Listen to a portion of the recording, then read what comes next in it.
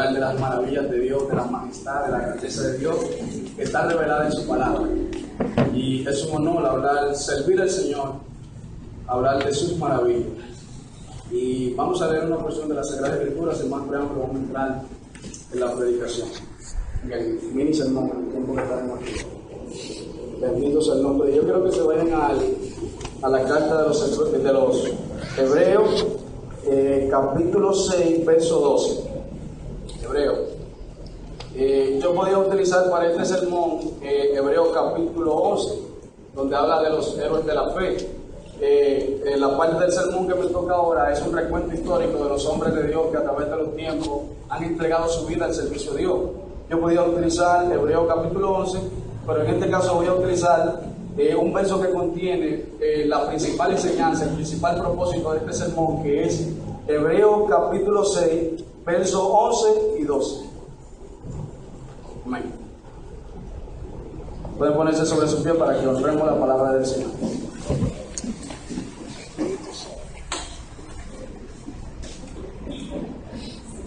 Amén. La palabra de Dios se lee en el nombre del Padre, del Hijo y del Espíritu Santo. Amén. Pero deseamos que cada uno de vosotros muestre la misma solicitud hasta el fin, para la plena certeza de la esperanza, a fin de que no os hagáis perezosos, sino imitadores de aquellos que por la fe y la paciencia heredan las promesas. Hay una versión que dice heredan el reino de los cielos. Amén. Puede sentarse.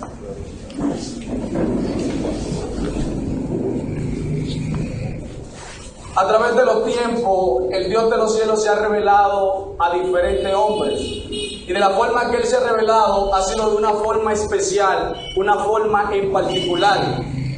Esa revelación especial trae consigo lo que es un llamamiento irresistible. Eso provoca que cada uno de estos hombres vivan una vida de entrega, de constante sacrificio para la gloria de Dios. Y algo impresionante de la vida de estos hombres, que muchos de ellos vivieron en el antiguo pacto, antes de la ley y en la ley, pero la vida de cada uno de ellos refleja algo acerca del evangelio, del nuevo pacto, donde se reveló de una manera clara el evangelio de Jesucristo. Y nosotros nos vamos a sentir identificados con la vida de estos hombres. Y del primer hombre que le voy a hablar, este es un hombre que aunque han pasado miles de años de su muerte, su acto de entrega fue de tan agrado a la presencia de Dios, que hasta el día de hoy su acto de entrega tiene resonancia en la historia de la humanidad. Y de quien le estoy hablando es de Abel. La Biblia dice que por medio de la fe, Abel ofreció más excelente sacrificio que Caín.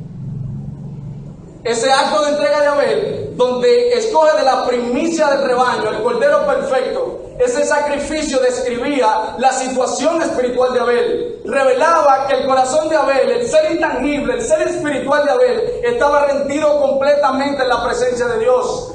Que su mente, su intelecto estaba rendido en la presencia de Dios. Que su esfuerzo, el trabajo de sus manos era para la gloria de Dios. ¿Qué diremos de la vida de Enoc? Que en medio de una generación perversa, corrupta como esta que estamos viviendo, similar, este hombre se mantuvo en integridad, caminó con Dios, vivió una vida conforme a la voluntad de Dios. Eso provocó que este hombre sea traspuesto, al igual como seremos traspuestos todos los santos en la segunda venida de Cristo. Amén. ¿Qué diremos de la vida de Noé?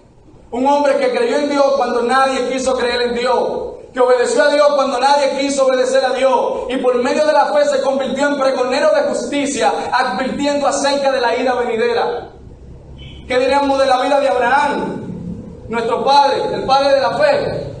Un hombre que fue formado y criado en medio de una nación pagana, en medio de una familia idólatra, y un día el Dios de los cielos se le revela y le dice: sal de tu tierra y de tu parentela a la tierra que te mostraré. Y este hombre, por medio de la fe, se fue tras las promesas de Dios. Y su acto de entrega fue tal, su amor por Dios fue tal, que estuvo dispuesto a sacrificar su único hijo por amor de aquel Dios que se le reveló.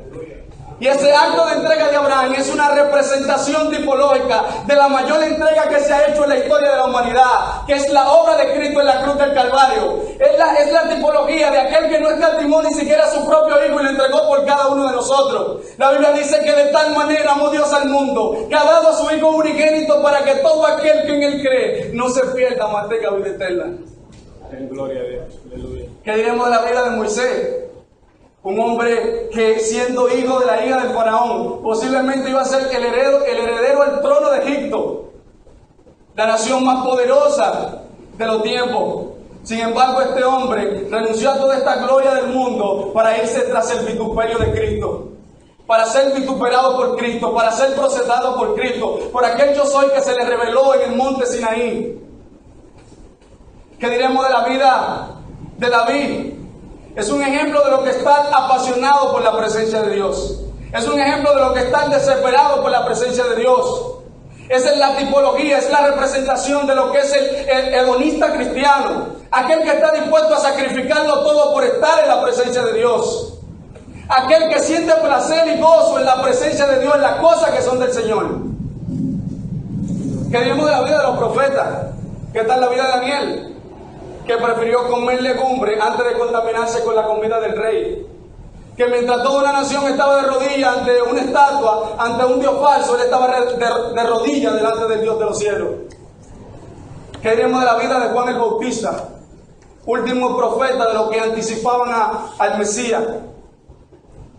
Juan el Bautista no tuvo temor de enarbolar la bandera de la verdad. Cuando señaló el pecado del rey Herodes, eso le costó la muerte, pero había una satisfacción en su corazón de que él estaba haciendo la voluntad de Dios. Amén. Gloria a Dios. ¿Qué diremos de los 12? Los 12 discípulos. Por ejemplo, es el caso de Levita, Mateo, que siendo un hombre que amaba profundamente el dinero, si algo tenían los publicanos, era que amaban profundamente el dinero, porque aquellos que perjudicaban a su nación, sobrevaluando el precio de los impuestos para ganar dinero extra, era alguien que amaba profundamente el dinero. Y un día el Señor lo llama y le dice que lo siga, y este hombre deja el banco de los publicanos para seguir a Cristo. ¿Qué diremos del gran apóstol Pablo?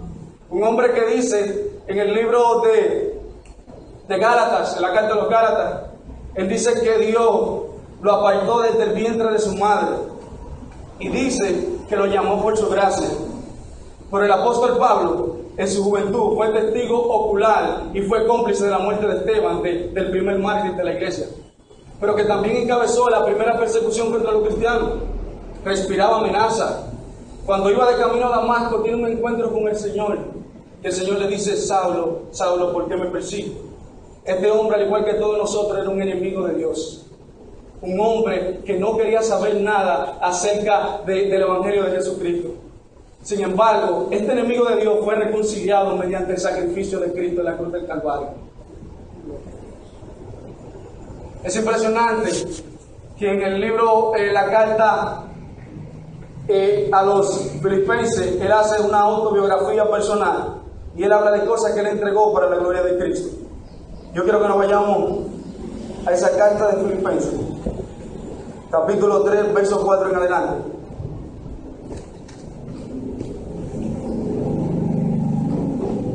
Él sacrificó cosas para la gloria del Señor.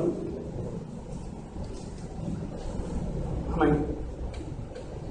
Aunque yo también tengo de qué confiar en la carne. Si algunos piensan que tienen en qué confiar en la carne, yo más. Circuncidado al 8º día, del linaje de Israel, de la tribu de Benjamín, hebreo de hebreo, en cuanto a la ley fariseo, en cuanto al celo perseguidor de la iglesia, en cuanto a la justicia que es por la ley irreprensible. Pero cuántas cosas eran para mi ganancia y la he estimado como pérdida por el amor de Cristo. Ciertamente, aún estimo todas las cosas como pérdida por la excelencia del conocimiento de Cristo Jesús, mi Señor, por el amor del cual lo he perdido todo y lo tengo por basura para ganar a Cristo. El hombre entregó todo por la gloria de Cristo, por la obra de Cristo. Y hago un preámbulo en esta parte. Yo creo lo que la Biblia enseña, lo que Jesús enseñó acerca de una salvación por gracia, una salvación que depende de la soberanía de Dios. Lo que enseñó Pablo acerca de la justificación por la fe, lo que han enseñado grandes hombres de Dios a través de los tiempos. Pero creo, al igual que ellos, que aquellos que son salvos por la gracia tienen un profundo deseo en su corazón de vivir una vida para la gloria de Dios.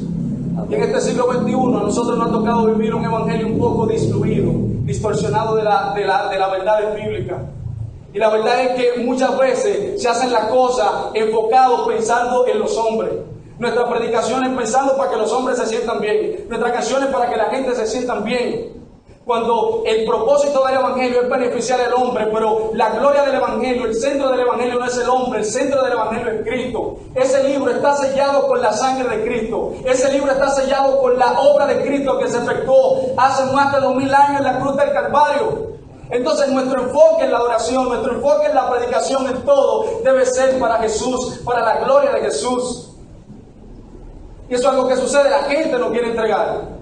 La gente quiere hacer otra cosa, quiere pintar un evangelio antropológico, un evangelio humanista, pero no teocéntrico ni cristocéntrico. Y nosotros somos salvos por la gracia, no seremos justificados por las obras, pero algo que es evidente en la vida de un cristiano es una vida llena de frutos. ¿Qué diremos del apóstol Juan? Último de los apóstoles, que ni siquiera el destierro a la isla de Patmos detuvo el mover de Dios en su vida, porque allí recibió una de las revelaciones más gloriosas de toda la Biblia, el libro de Apocalipsis, el libro escatológico. ¿Qué diremos de la generación de líderes que vinieron luego de los apóstoles, los padres de la iglesia? ¿Qué diremos de Policarpo? Era pastor de la iglesia de Esmirna, discípulo del apóstol Juan, nace en el año 70, muere aproximadamente en el 150. Este hombre un día fue apresado por mano del Imperio Romano y cuando lo apresan, era un líder que estaba influenciando tremendamente en los tiempos y lo querían presionar, le querían presionar para que él negara su fe. Y le enseñaban los métodos de tortura, la hoguera, la crucifixión, la fiera que había tratando de intimidarlo para que él negara su fe. Y él decía que era imposible que él negara su fe, porque en esos 85 años de edad que él tenía, solo Cristo le había hecho bien. De tal manera que no podía negar a Cristo. Y dice, esa llama de fuego en la cual ustedes van a meter en la hoguera, yo me voy a quemar por algunos minutos, pero ustedes se van a quemar en el fuego eterno, en el infierno. ¿Qué diremos de la vida de los protestantes del siglo XIII y siglo XV, de John Wycliffe, siendo profesor universitario de una de las más grandes universidades de esos tiempos? Ese hombre, cuando la Iglesia Católica no quería que los feligreses, la cristiandad, leyera las Escrituras en su propio idioma, ese hombre hizo una traducción del Nuevo Testamento del griego al inglés. Y comenzó a criticar las indulgencias. Eso le costó que lo privaran de que él no ejerciera su profesión, no ejerciera su ministerio. Pero ese hombre tenía una satisfacción en su corazón de que él estaba haciendo la voluntad de Dios. Después de muerto, sus influencias siguieron. Es como dice John Piper en su libro La sonrisa oculta de Dios, que los cisnes, aún después de muerto, siguen resonando, siguen cantando. Ese hombre, después de muerto, sus influencias siguieron y llegaron a Bohemia, y allí Juan Hus fue influenciado por sus enseñanzas. Y Juan Hus también enseñó la escritura en su propio idioma. Era un hombre que protestó los asuntos malos que había en la iglesia. Y este hombre, esto le costó que en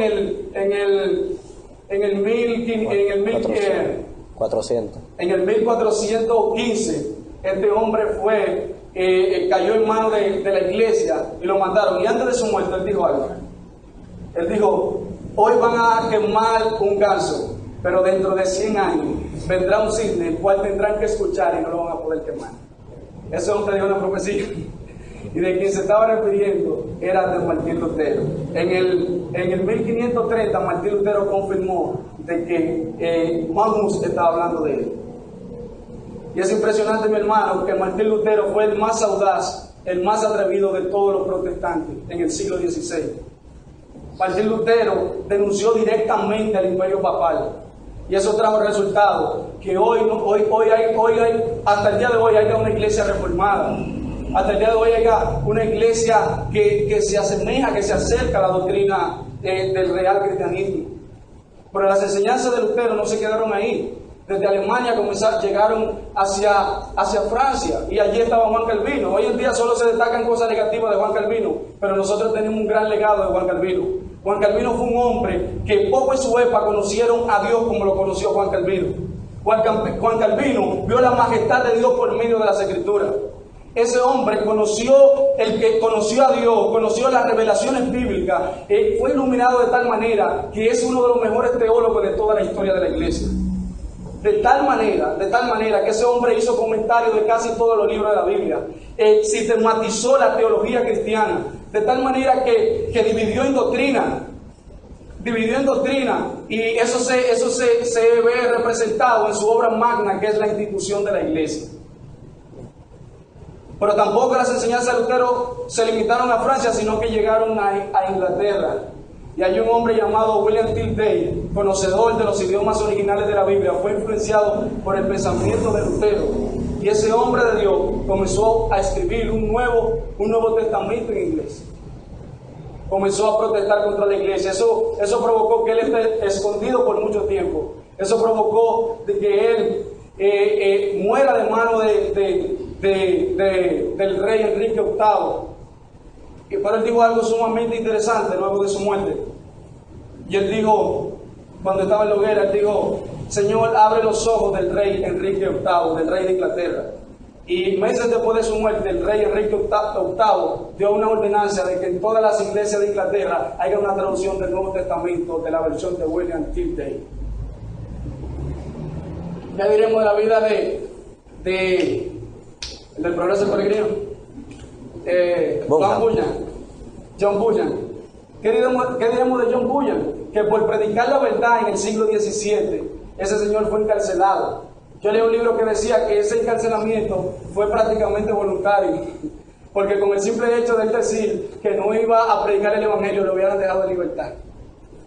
Pero él decidió mantener su posición de que él iba a predicar el evangelio. Pero ese vituperio no detuvo el mover de Dios en su vida, porque allí recibió una de las revelaciones más grandes, una de las obras más grandes de todo el cristianismo en todos los tiempos. El libro más propagado después de la Biblia en el cristianismo, El Progreso del Peregrino. Más de 350 años hace de eso, y todavía ese libro se sigue leyendo y siendo de bendición para las vidas. ¿Qué diremos de los hombres de avivamiento del siglo XVIII? Jonathan Edwards, John Wesley, que recorría cientos de kilómetros a caballo predicando el evangelio. Eso trajo como resultado uno de los más grandes avivamientos de toda la historia. ¿Qué diremos de los hombres del siglo XIX? ¿Qué diremos de Charles Spurgeon a mediados del siglo XIX y a finales del siglo XIX? Modelo de predicadores, el príncipe de los predicadores, así le llamaron. Y fueron hombres que dejaron un gran legado, y yo creo que son dignos de imitar, porque entregaron su vida al servicio a Dios. La Biblia dice que no nos hagamos perezosos, sino que seamos imitadores de aquellos que por la fe y la paciencia han heredado el reino de los cielos. Esa gente lo entregaron todo. Mi pregunta es: ¿ustedes están dispuestos a entregarlo todo por causa de Cristo? ¿Por la causa de Cristo? ¿Estás dispuesto a negarte a la fornicación, que los jóvenes tenemos tantas presiones sexuales en estos días? Tú que estás casado, ¿estás dispuesto a negarte al adulterio? ¿Tú estás dispuesto a negarte a la mentira, a la falsedad? ¿Estás dispuesto a dedicar tiempo en la presencia de Dios? ¿Estás dispuesto a servir a Dios con todo tu corazón, con toda tu alma, con toda tu mente, con toda tu fuerza? ¿Estás dispuesto a vivir una vida para la gloria de Dios? La realidad es, mi consejo es que te exponga a la palabra de Dios, te exponga a la vida de oración. Cuando te exponga a la vida de oración, a una vida leyendo su palabra, conociendo a Dios por medio de su palabra, por medio de su revelación especial, tú te vas a dar cuenta que cuán alejado tú estás de que la imagen de Él se complemente en tu vida. Y que hay una cantidad de cosas que aún tú desconoces, que la practicas, que son incorrectas y que no son conformes a su voluntad y que necesita entregarla para su gloria. Necesitamos entrarnos en la palabra de Dios, ver lo que dice Dios, lo que Dios quiere que nosotros hagamos. No estoy promoviendo una autojustificación, porque el precio lo pagó Cristo. Pero yo creo que aquellos que son agradecidos, aquellos que aman a Dios, están dispuestos a entregarlo todo por la causa de Cristo. Yo creo que se pongan de pie y vamos a orar.